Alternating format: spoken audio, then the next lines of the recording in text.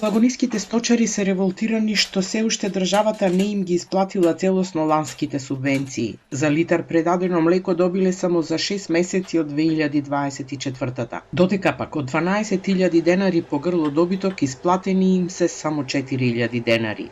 Тони Петковски од битолското село Велушина вели дека веќе се соочува со финансиски проблеми, затоа што не може да обезбеди сточна храна, ниту пак да ја планира пролетната сеидба.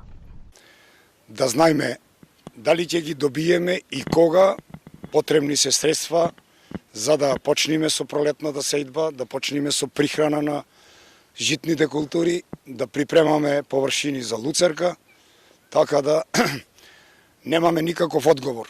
Млекопроизводителите се жалат дека годинава намалени им се субвенциите, а откупната цена на млекото 2 години е иста.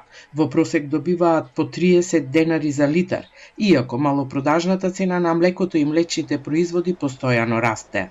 Млекарниците го поскапуваат млекото само во маркетите. Гледаме пример кило јогурта со јачина таму, значи го зема од кањаш 4-5, ви го дава 3-2-2-8, значи обезмастено од литар млеко прави 2 што се вели, го дава кило 90 денари, а ни го зема 30 денари. Значи тоа не е и тоа исправно. Значи. Велат дека млекопроизводството е веќе неисплатливо за нив, што покажува и драматичното намалување на сточниот фонд во Пелагонија, тенденција која не запира.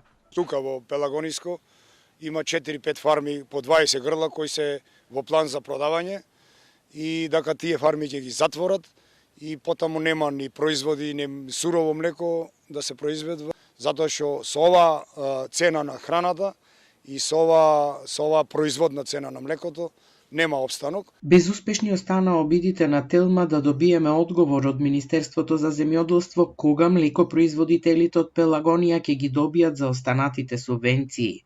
Премиерот Мицкоски вчера кажа дека во последните 2 недели на сточарите и пчеларите им се исплатени 240 милиони денари и додаде дека земјоделците се приоритет на оваа влада. Но пелагониските сточари и натаму ги очекуваат за останатите субвенции од лани кои им доцнат со месеци.